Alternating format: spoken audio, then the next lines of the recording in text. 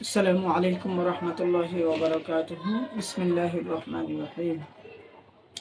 সম্মানিত দর্শক শ্রোতা, আল্লাহর মাখলুকাতের মধ্যে মুমিনরা আল্লাহর নিকট বেশি প্রিয়, কারণ মুমিনরা আল্লাহ এবং তার রাসূলের গুণে গুণান্বিত হয়।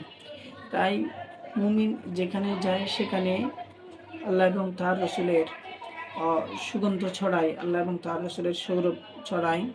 সেই হিসেবে মুমিন অবশ্যই সাধারণ মানুষের সাথে মিশবে এবং সাধারণ মানুষ যদিও কষ্ট দেয় সেই কষ্ট মধ্যে ধৈর্য ধারণ করবে এবং মুমিন সাধারণ মানুষের সাথে মিশার কারণে সাধারণ মানুষ মুমিন থেকে উপকার ফায়দা হাসিল করবে। বিশেষ করে ওলামায়ে কেরাম, যেসব ওলামায়ে কেরাম সুন্নতে নববীর রাসূল করিম সাল্লাল্লাহু আলাইহি ওয়াসাল্লামের সুন্নাতের মাধ্যমে সুসজ্জিত, ওইসব ওলামায়ে কেরাম এবং হক্কানি ওলামায়ে কেরাম অবশ্যই সাধারণ মানুষের সাথে মিশবে।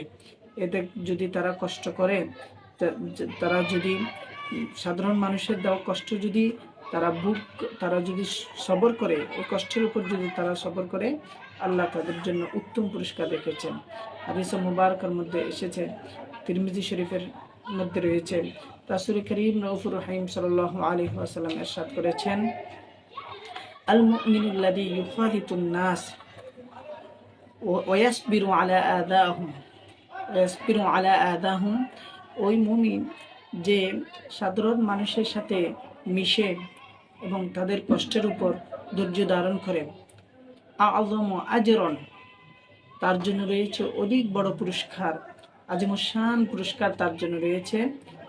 ওই মুমিনের চাইতে আযমু আজরান মিনাল মুমিন আল্লাযী লা ইউখালিতুন নাসা ওয়া লা ইয়াসবিরু আলা আদাহুম, ওই মুমিনের চাইতে তাদের জন্য আযমুশান পুরস্কার রয়েছে যেই মুমিন সাধারণ মানুষের সাথে মিশে না এবং তাদের দেওয়া কষ্টের উপর ধৈর্য ধারণ করে না। এই মুমিনের চাইতে ওই মুমিন সওয়াবের দিক দিয়ে, পুরস্কারের দিক দিয়ে উত্তম, যেই মুমিন সাধারণ মানুষের সাথে মিশে সাধারণ মানুষের দেওয়া কষ্টে বুক করে তাদেরকে উপকার দান করে।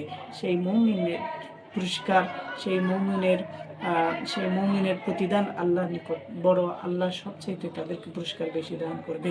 সেজন্য আল্লাহ আমাদেরকে এই হাদিস শরীফের উপর আমল করার তৌফিক দান করুন। আসসালামু আলাইকুম ওয়া রাহমাতুল্লাহ।